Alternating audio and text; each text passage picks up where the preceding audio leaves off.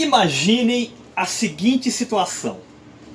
O herói da história, no meio de um combate, descobre que seu maior inimigo, um homem muito rico, poderoso e mau, é o seu pai. Ele fica desesperado. Ele se joga de um precipício. Ele se prepara para um segundo confronto. Quando esse confronto acontece, ele descobre algo pior ainda. Que o seu interesse amoroso é a sua irmã. Conhece isso?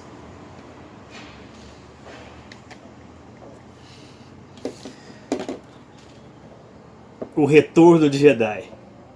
Terceira parte da trilogia Guerra nas Estrelas. Trilogia original. Trilogia clássica. É uma novela, vamos falar a verdade. O mocinho que descobre que é filho do bandido e descobre que é irmão da mocinha. Quando pegamos o primeiro filme da trilogia, rebatizado como Uma Nova Esperança, inicialmente Guerra nas Estrelas, o que nós temos aqui é a utilização da narrativa clássica, né, do ciclo do herói. Na continuação, nós temos a complexificação dos conceitos, né, levando até para chaves mitológicas, psicanalíticas e tudo mais. No terceiro filme, aí sim, todo esse processo, né, que é no primeiro nível tradicional e depois mais profundo, ele se torna, né, um amaranhado de clichês. E a nossa aula de hoje, a nossa quarta aula de escrita criativa, é exatamente sobre isso. O clichê, mas focando sobretudo na ideia do estilo. O estilo da escrita.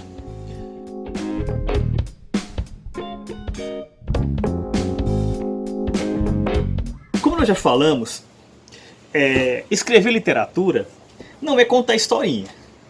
Chegar do ponto A ao ponto B na história que você quer contar. Não é isso. Isso uma redação de escola faz, já falamos sobre isso. Literatura é trabalhar com linguagem. Então quando nós estamos pensando em linguagem, né, e uma linguagem trabalhada, uma linguagem pensada, o estilo é extremamente importante. Pensar o estilo é fundamental. O que você está escrevendo, por que você está escrevendo, como você está escrevendo e qual é o seu objetivo com aquilo que você está escrevendo. E nesse sentido, tão importante, ou até mais importante do que você vai escrever, é o que você não vai escrever. O que evitar? Vamos pensar aqui a partir de dois níveis. O primeiro nível são os clichês de linguagem. Vamos falar algumas coisas sobre isso na nossa aula de hoje. E esse segundo nível é o nível de narrativa, assim, os clichês narrativos. Mas, o que diabos é clichê? Falamos muito nisso, né? Ah, isso é um clichê. Ah, você viu tal coisa, é um clichê. Tá, mas o que é o clichê? Na dúvida, nada melhor do que o pai dos burros, o nosso querido doutor Aurélio, que foi substituído agora pelo doutor Google, né? Mas, como eu sou uma pessoa analógica, vamos ver aqui no papel. Página 155, clichê. Placa fotomecanicamente gravada em relevo sobre metal, usualmente zinco, a traço ou a meio tom para impressão de imagem e textos por meio de prensa tipográfica. Bom, não é isso que nós estamos procurando. Vamos seguir. Outro sentido para clichê. Aqui, encontrei. Estereótipo. Lugar comum. Ou seja, alguma coisa muito usada. Tão usada que é facilmente reconhecível. O comediante americano Mel Brooks, ele tem uma frase muito interessante, que é a seguinte: se não fosse bom, não seria clichê. É verdade. Ele tem toda a razão. Quer ver um exemplo? Para mim, o que você está falando é grego. Já ouviram isso, né? Se lembram de onde é? A primeira vez foi usado? Tempo.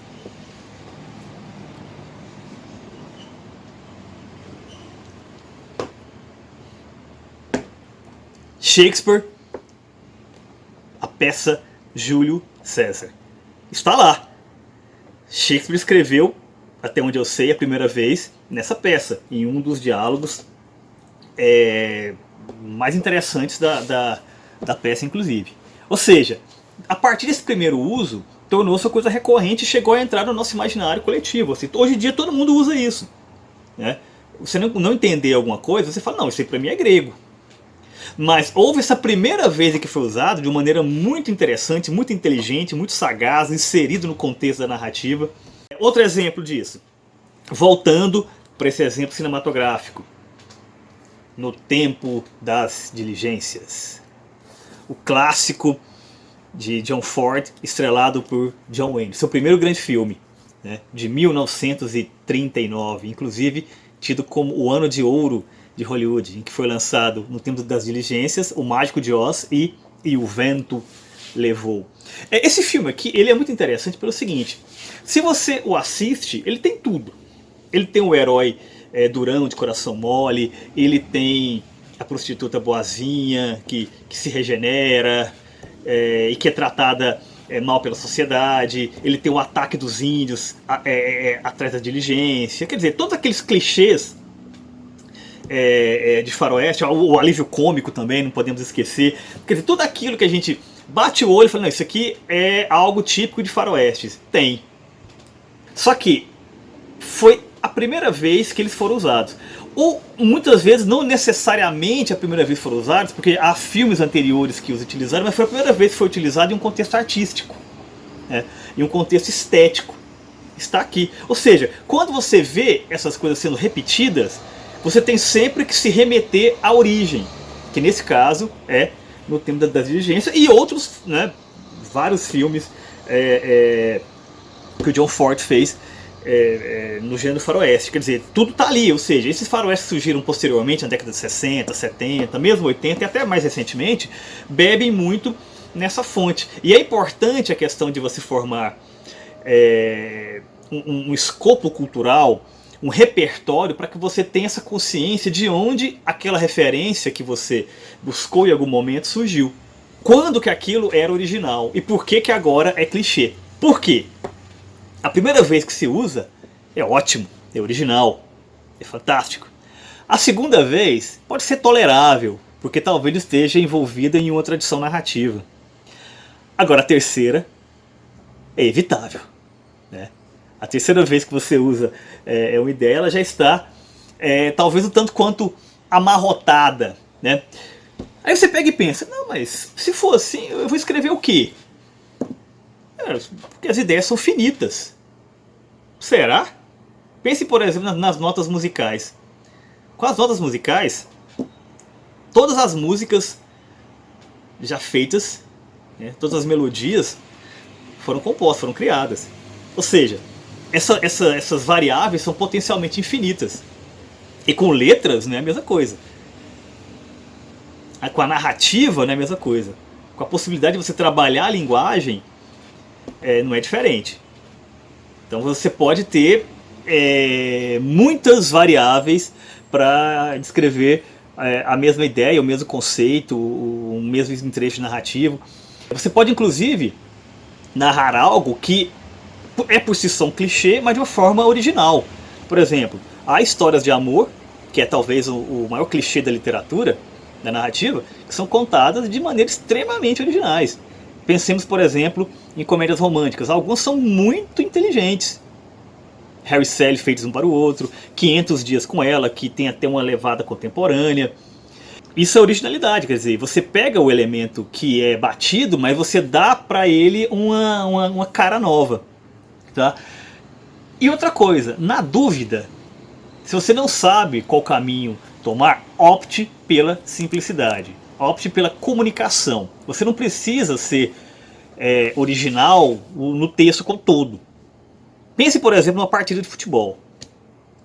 Vamos pensar no maior atleta de todos os tempos, o gênio, o rei, o alienígena, a divindade, Pelé. Se você pega um jogo do Pelé, tem muitos completos no YouTube e em outras plataformas, você vai ver que nem o Pelé é Pelé o tempo todo. Ele erra passe, ele é desarmado, ele faz umas faltas violentas, né? Agora, se o Pelé consegue fazer 2 ou 3 lances de Pelé ao longo de um jogo, é mais do que o suficiente. Isso vale também na escrita. Na dúvida, opte pela simplicidade e guarde o que você tem de melhor para depois. Agora, preste atenção numa coisa. Isso é fundamental. Quando você vai criar o seu narrador, e sobretudo se for um narrador em primeira pessoa, você tem que tomar muito cuidado com o que esse narrador fala. Porque, pensemos uma coisa. Se o narrador ele é em primeira pessoa, a maneira como você descreve a fala desse personagem tem que condizer com a sua formação, tem que condizer com o universo mental no qual você o insere, tem que ter a ver inclusive com o ambiente em que você o insere. Você não pode fazer, por exemplo, uma pessoa que em princípio é simplória, falar como um catedrático. A primeira pessoa, a narração em primeira pessoa tem esse perigo, né? E ela muitas vezes é um campo minado para essa questão da narrativa, do clichê, para inserir o clichê, porque como você está falando com a própria voz do personagem, você muitas vezes pode colocar aquilo na conta dele. Agora, será que faz sentido? Será até que é justo com o personagem? Temos que pensar isso. E muitas vezes onde essa armadilha acaba acontecendo com muita facilidade são nas narrativas epistolares. Vou dar um exemplo aqui que acho que todo mundo conhece. Drácula. Este volume aqui, esse livro aqui em particular, tem 3 obras, né, que é o Frankenstein de Mary Shelley, que estilisticamente é muito sofisticado. Drácula de Bram Stoker, que é um pouco pobre, né, mas narrativamente bastante original. E o Médico e o Monstro, que talvez seja o melhor dos 3, né, que é de um autor mais tarimbado, com Robert Louis Stevenson, né, que ele fez uma narrativa ali até com subtextos psicológicos e tal. Mas o que nos interessa aqui é Frankenstein. Frankenstein tem um problema muito sério. Eu não sei se todos conhecem o livro em si, embora a narrativa, a história seja uma das mais famosas de todos os tempos, né? A história do vampiro que vai atrás, né, de suas vítimas, tal, na Inglaterra vitoriana, aquela coisa toda, tal, tem adaptações contemporâneas. Mas o livro original é um romance epistolar. Ou seja, todos os personagens que aparecem na narrativa, os principais, na verdade, eles escrevem cartas ou relatórios, tal, em que eles fazem a ação avançar a partir das suas narrativas particulares. Então, por exemplo, tem a Mina, né, que é a mocinha, que as suas cartas pro noivo fazem a narrativa avançar. O Jonathan Harker, que é o noivo da Mina, né, que vai para Transilvânia vender um castelo, uma propriedade na Inglaterra para o Conde Drácula, né, é outro personagem, escreve para Mina. O próprio Dr. Van Helsing também faz os seus textos ali. Qual é o problema nesse caso em particular? Todos os personagens falam da mesma maneira. Não existe uma variação estilística entre os personagens. Ou seja, o Jonathan Harker fala como a Mina, que fala como o Van Helsing. Isso faz sentido? Não. Se fosse uma história contada a partir da terceira pessoa, isso não seria necessariamente um problema, porque nós teríamos ali um narrador onisciente que teria, obviamente, todo o controle da narrativa. Agora, quando você coloca o personagem para falar e para narrar o fato, você tem que diferenciá-los. Né? Um tem que ser diferente do outro. Isso é fundamental. E esse livro, mesmo sendo um clássico, e mesmo tendo uma narrativa no sentido das peripécias muito interessante, tem esse problema. O inverso disso é o romance francês As Ligações Perigosas, de Lochless.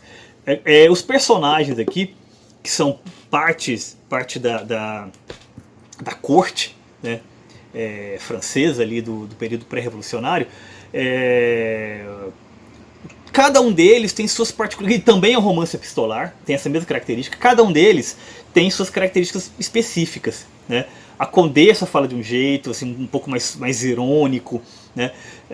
O Visconde, ele é mais um amoralista, né? Então ele ele transparece isso nas suas cartas também, nos seus textos, né? A personagem que é mais inocente, isso aparece muito claramente também na sua parte. Quer dizer, a questão da linguagem e de como o personagem foi construído a partir desses elementos epistolares aqui está exposto de maneira bastante rica, inteligente e sutil e tudo mais. Existe algumas formas de você levar isso para uma potência até muito maior. É o caso do brasileiro Grande Sertão Veredas, em que o Guimarães Rosa, ele, a partir de uma pesquisa de campo, ele conviveu ali com os vaqueiros, com os peões, com os jagunços, tal, com os sertanejos. Ele usou o que ele recolheu no campo e construiu uma linguagem completamente nova, que seria essa linguagem rosiana. Ou seja, aquela linguagem não partiu do nada. Você consegue identificar na realidade elementos que foram transpostos para a narrativa literária, que é também em primeira pessoa, contada pelo Riobaldo, o protagonista. Agora, essa narrativa ela é uma mistura, né, desse linguajar popular, né, retirado da pesquisa, né, com o que o Guimarães Rosa apurou e elaborou na sua criação literária. É talvez o auge desse trabalho de linguagem na literatura brasileira. E onde, literalmente, não há espaço para o clichê. As construções que ele faz são tão sofisticadas que o clichê passa literalmente longe. Vamos agora, então, tratar de alguns exemplos de clichês narrativos. Eu vou dar só 3 aqui, porque eu acho que é o suficiente para pegarmos a ideia. Vamos lá. Primeiro exemplo. Você escuta um barulho. Você está caminhando na rua, ou mesmo em casa, né? Casa escura, com as luzes apagadas, né? O que você faz? Você vai ver do que se trata. E você vai levando o seu personagem, né, para tentar descobrir que barulho misterioso é aquele. Quais são as duas opções? Ou não é nada, ou ele vai ser assassinado, ou vai sofrer uma violência, ou vai sofrer um susto, ou alguma coisa assim. Nos dois casos é um clichê. Outro exemplo. O herói, ele é ameaçado com a arma. O vilão, né, o cerca, está o acossando, está o perseguindo. E de repente ele se vê de frente, né, com essa impossibilidade de escapar. Mãos para cima. O que o herói faz? Ele se aproveita de uma distração do vilão e chuta a arma. Ou então empurra. Faz alguma coisa assim. Clichê. Agora, tem alguns casos em que esse clichê é levado à enésima potência. Essa história do herói, do protagonista, que é cercado pelo vilão, ou por vilões, são diferentes vilões no caso, e rendido por armas, e ele se livra ali num jogo de corpo ali espetacular, apareceu em várias ocasiões nesse livrinho aqui, ó. Muito conhecido de todos, né, o Código da Vinci, que é basicamente um thriller de mistério, espionagem, né, que busca resolver um mistério, ou seja, não tem talvez pretensão de ser grande literatura, de certa forma um amaranhado de clichês, né? Eu costumo dizer até que é uma versão pasteurizada do Pêndulo de Foucault, do Humberto Eco. Agora, o Dan Brown, o autor, ele precisaria colocar tantas vezes o seu herói em situações em que ele se veria cercado por alguém armado e que ele se livraria, e mesmo não sendo um homem particularmente hábil, não sendo um atleta, nada disso, como seria, por exemplo, o caso de Indiana Jones da vida, que ele não é descrito dessa forma, Robert Langdon, o protagonista, e se livrar dessa forma? Não.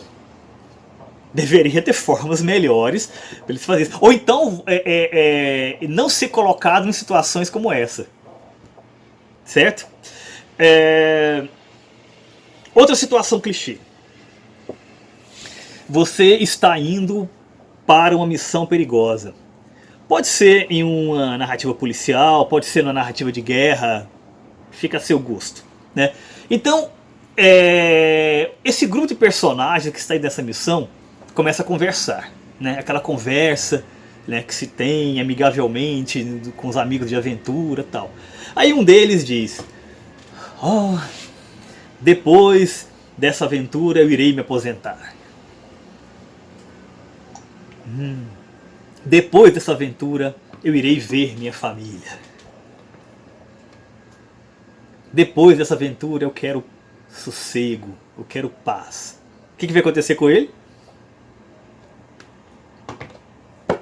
Vai morrer. Certeza. Se ele morrer, é um clichê. Agora, por outro lado, você pode subverter isso, e aí já é um truque narrativo, né? De você colocar esse clichê e depois subvertê-lo lá na frente, né? Você faz com que ele sobreviva, né? Aí você vai estar brincando com o clichê. Aí já é uma outra coisa, uma outra estratégia que você pode colocar no seu texto, tá? Agora, eu quero propor para vocês um exercício em cima do que nós estamos falando aqui. Da próxima vez que você estiver assistindo um filme, ou lendo um romance, ou sei lá, até mesmo uma novela, alguma coisa menor, né? Uma minissérie, alguma coisa assim, você vai observar a narrativa que você está assistindo, e conscientemente, porque às vezes nós fazemos isso inconscientemente, né? Você tá ali, percebe e tal, e até desliga a cabeça depois. Mas não é isso, eu quero que você pense conscientemente, né? Você consegue perceber para onde a narrativa está indo, e se essa narrativa de fato foi para onde você imaginou que iria, é porque é um clichê, ou é porque é uma narrativa com falhas estruturais. Faça esse exercício. É muito interessante, porque vendo, né, outras coisas, nós conseguimos pensar no que nós produzimos. E aí vem a segunda parte do exercício. Agora não é quando você estiver lendo ou assistindo, não. É quando você estiver escrevendo. Você vai escrever uma parte da narrativa, né? E vai começar a ver para onde você está levando o seu texto. Na aula passada nós falamos de escrita espontânea e de escrita planejada. Se na fase do planejamento você estiver organizando para onde o personagem vai, o que vai acontecer com ele, se ele vive, se ele morre, tal, e você percebe que é uma trajetória talvez muito comum, muito tradicional, e que é quase automática, que o personagem está levando você a decidir algumas coisas por ele, é porque muito provavelmente é um clichê. Mas é melhor nessa fase, caso você seja um desses autores que planejam previamente, que, como eu já falei para vocês, é o que eu prefiro fazer, é porque você pode resolver o problema no nascedouro. Agora, vamos supor que você seja um autor de escrita espontânea. Você está escrevendo, chegou na página 20, 30, 40, 50, e de repente você descobre que o seu protagonista é irmão da mocinha. Tan, tan, tan. É hora de você repensar o que você está fazendo. Ou você é o Pierre Menard de Os Maias. Você vai reescrever Os Maias. Eventualmente, você pode até inventar estratégias de transformar esse clichê no qual você chegou em uma coisa criativa. Mas aí já vai ser uma sátira do gênero do qual você está trabalhando. É isso que você quer? Se for, ok. Agora, se você está fazendo uma história de gênero, uma história de romance, história de suspense, história policial, e você está seguindo muitas convenções do gênero, então é algo para você parar e ver. Então, portanto, é fundamental você conhecer as convenções de gênero. Como eu falei para vocês, quais são as convenções do faroeste? É um mocinho durão, com o coração mole. É a mocinha querendo refazer a vida. São os índios perseguindo a dirigência. Quais são essas convenções no filme ou na narrativa policial? É o detetive de passado obscuro. É a dama fatal. É um mistério envolvendo pessoas importantes da cidade. O que que é? Se o que você está escrevendo é muito próximo disso, das duas uma, como eu falei. Ou você está fazendo um clichê, ou você tem que optar por transformar a sua narrativa numa narrativa irônica. Você está brincando com o gênero. É algo que você tem que decidir, certo? Dito isso, eu vou ver com vocês aqui alguns exemplos de clichês, agora não mais narrativos, mas clichês de linguagem, clichês de estilo. Vamos pensar em algumas frases aqui. Você está participando de uma acalorada discussão. Você é um incorruptível agente da lei. Você é uma pessoa muito inteligente, você é uma pessoa de capacidade infinita. Você é uma pessoa que não está cumprindo suas tarefas adequadamente, você está deixando a desejar. Você cometeu um erro. Esse erro foi um lamentável equívoco. Você não sabe para onde está indo. Você não tem conhecimento, né, do destino final da sua narrativa. Você está em uma nau sem rumo. Tem como piorar isso? Sim. Você está terminando a narrativa, você está na sua reta final. Oh. Você está envolvido com alguém que é uma liderança em um certo segmento. Então, portanto, ele é o carro-chefe desse segmento. Você está escrevendo rápido. Você está escrevendo a toque de caixa. Você está disposto a trabalhar para melhorar o seu texto. Você está disposto a pôr a mão na massa. Você está triste com o resultado do seu texto. Você vai então afogar as mágoas. Mas finalmente você escreve uma frase boa.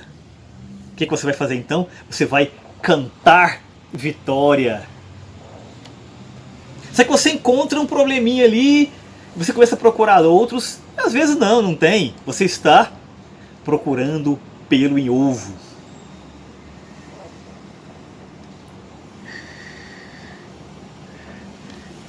Aí você chega à conclusão. Tudo isso, todo esse problema, significa que eu estou em um mau tempo reinante.